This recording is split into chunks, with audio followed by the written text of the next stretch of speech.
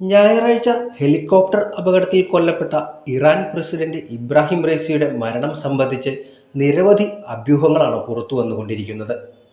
സംഭവത്തിൽ ഇറാന്റെ മുഖ്യശത്രുവായ ഇസ്രായേലിനെ ലോകം പ്രതിക്കൂട്ടിലാക്കി കഴിഞ്ഞു. ഇസ്രായേലിന്റെ നിർദ്ദേശപ്രകാരം ചാരസംഘടനയായ മൊസാദ് നടത്തിയ ഓപ്പറേഷനാണ് റൈസിയുടെ കൊലപാതകത്തിന് പിന്നിലെന്നാണ് പ്രധാനമായും ആരോപണം ഉയരുന്നത്. സംഭവം നടന്ന് 2 ദിവസം പിന്നിട്ട സാഹചര്യത്തിൽ ഇസ്രായേലിന്റെ ഭാഗത്തു നിന്നുള്ള പ്രതികരണവും ഇപ്പോൾ പുറത്തു വന്നിരിക്കുകയാണ്. റൈസിയുടെ മരണവുമായി ബന്ധപ്പെട്ട് തങ്ങൾക്ക് യാതൊരു ബന്ധവുമില്ലെന്നാണ് ഇസ്രായേൽ ഏറ്റവും പുതിയതായി പ്രസ്താവന ഇറക്കിയിരിക്കുന്നത്. പ്രസിഡന്റ് ബെഞ്ചമിൻ നെതന്യാഹുവിന്റെ പ്രതികരണം ഇസ്രായേൽ മാധ്യമങ്ങൾ പുറത്തുവിട്ടതായി ന്യൂയോർക്ക് ടൈംസ് അടക്കം റിപ്പോർട്ട് ചെയ്യുന്നുണ്ട്. റൈസിയുടെ മരണം സംബന്ധിച്ച് തങ്ങളുടെ പക്ഷം വിശദീകരിച്ച് അമേരിക്കൻ പ്രസിഡന്റ് ജോ ബൈഡനും UN സെക്രട്ടറി ജനറൽ അന്റോണിയോ ഗുട്ടറസുമായി നെതന്യാഹു സംസാരിച്ചതായും പറയുന്നുണ്ട്. കാലഹരണപ്പെട്ട ഹെലികോപ്റ്റർ ഉപയോഗിച്ചതും മോശം കാലാവസ്ഥയും കാരണം ഹെലികോപ്റ്റർ ഉസി മലമുകളിൽ നിയന്ത്രണം നഷ്ടപ്പെട്ട് തകർന്നു വീഴുകയായിരുന്നുവെന്നാണ് തങ്ങളുടെ അന്വേഷണത്തിൽ ബോധ്യപ്പെട്ടതെന്ന് നെതന്യാഹു അവരെ അറിയിച്ചതായും പറയുന്നുണ്ട്. റൈസിയുടെ മരണത്തിൽ പ്രധാനമായും പ്രതിക്കൂട്ടിൽ നിൽക്കുന്നത് മൊസാദ് ആയിരുന്നു.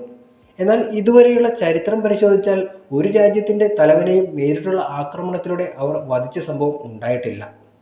മാത്രമല്ല, നിലവിലെ സാഹചര്യത്തിൽ ഇത്തരമൊരു നീക്കമുണ്ടായാൽ അത് ചെന്നെത്തുക ഇസ്രായേലിന് നേർക്ക് തന്നെയാകുമെന്നും അവർക്ക് നന്നായി അറിയാം. ലോകരാഷ്ട്രങ്ങൾക്ക് മുന്നിൽ അവർ ഒറ്റപ്പെടുമെന്നതിനാൽ ഇത്തരമൊരു സാഹസത്തിന് ഇസ്രായേൽ മുതിരില്ലെന്നും റിപ്പോർട്ടിൽ പറയുന്നുണ്ട്. ഹെലികോപ്റ്ററിന്റെ സാങ്കേതിക തകരാറാണ് മരണകാരണമെന്ന വാർത്ത ഇറാനിയൻ സ്റ്റേറ്റ് മീഡിയയും പുറത്തുവിട്ടിട്ടുണ്ട്. എന്നാൽ തങ്ങളുടെ പ്രധാന ശത്രുക്കളിൽ ഒരാളായ റൈസിയുടെ മരണത്തോടെ ഇസ്രായേലിന് നേട്ടമുണ്ടാകില്ലെന്നാണ് വിദഗ്ധർ അഭിപ്രായപ്പെടുന്നത്. പശ്ചിമേഷ്യയിൽ ഇസ്രായേൽ വിരുദ്ധ ശക്തികൾക്ക് ആയുധ വിതരണത്തിനും മറ്റ് സഹായങ്ങൾക്കും മുന്നിൽ നിൽക്കുന്നത് ഇറാനാണ്.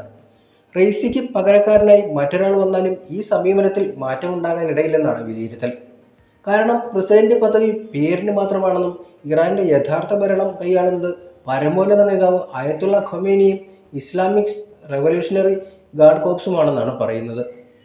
ഇവരുടെ നിലപാടിൽ മാറ്റമുണ്ടാകാത്തിടത്തോളം കാലം ഇസ്രായേൽ യാതൊന്നും ഇറാനിൽ നിന്ന് പ്രതീക്ഷിക്കേണ്ടതില്ല. അതുകൊണ്ട് തന്നെ റൈസിയോ മറ്റാരെങ്കിലുമോ ഇറാൻ പ്രസിഡന്റ് സ്ഥാനത്തിരിക്കുന്നതിനെ ഇസ്രായേൽ തടയില്ലെന്ന് ഇസ്രായേലിന്റെ പ്രതിരോധ ഗവേഷണ ഗ്രൂപ്പായ ഇൻസ്റ്റിറ്റ്യൂട്ട് ഫോർ നാഷണൽ സെക്യൂരിറ്റി സ്റ്റഡീസിലെ അനലിസ്റ്റ് സിമ ഷൈൻ പറയുന്നുണ്ട്. റൈസി ഉണ്ടെങ്കിലും ഇല്ലെങ്കിലും ആണവ പദ്ധതികൾ വികസിപ്പിച്ചുകൊണ്ടിരിക്കുന്ന ഇറാന്റെ പദ്ധതികളും ഹിസ്ബുള്ളയ്ക്കും ഹൂതികൾക്കും ഇറാൻ നൽകുന്ന പിന്തുണയും ഇസ്രായേലിന് എന്നും ഭീഷണി തന്നെയാണ്. 2020 മൊസാദ് ഇറാനിലെ 3 ആണവ ശാസ്ത്രജ്ഞരെ വധിക്കുകയുണ്ടായി. 2022 ഇറാന്റെ തന്ത്രപ്രധാന ആണവ കേന്ദ്രത്തിൽ കമ്പ്യൂട്ടർ വൈറസ് കടത്തിവിട്ട് കേന്ദ്രത്തിന്റെ പ്രവർത്തനം തടസ്സപ്പെടുത്തുകയുമുണ്ടായി. സിറിയയിലെ ഇറാൻ എംബസിയിൽ ഇസ്രായേൽ ആക്രമണം നടത്തി ഇറാനിയൻ സൈനിക കമാൻഡർമാരെ വധിച്ചതും കഴിഞ്ഞ മാസമാണ്. ഇതേ തുടർന്ന് ബാലിസ്റ്റിക് ക്രൂയിസ് മിസൈലുകൾ ഉപയോഗിച്ച് ഇറാൻ തിരിച്ചടിക്കുകയുമുണ്ടായി. എങ്കിലും രാഷ്ട്രത്തലവൻ എന്ന നിലയിൽ റൈസിയെ ഇസ്രായേൽ ലക്ഷ്യമിട്ടിരുന്നില്ല. കാരണം പ്രസിഡന്റ് പദവി മാറി മാറി വരുന്നതിനാൽ അത് അവരുടെ ലക്ഷ്യമല്ലെന്ന് ഇസ്രായേൽ പ്രൊഫസറായ മേയൻ ജാവേദവൻ പറയുന്നുണ്ട്. ഒരു ആണവ ശാസ്ത്രജ്ഞനെ വധിക്കുന്നതിലൂടെ ഇറാന്റെ ആണവ യുദ്ധ ശേഖരത്തിന്റെ പ്രവർത്തനങ്ങൾ താളം തെറ്റിച്ചേക്കാം. എന്നാൽ ഇറാനിൽ ഏതൊരു പ്രസിഡന്റ് വന്നാലും ഇസ്രായേലിനോടുള്ള സമീപനത്തിൽ മാറ്റമുണ്ടാകില്ല.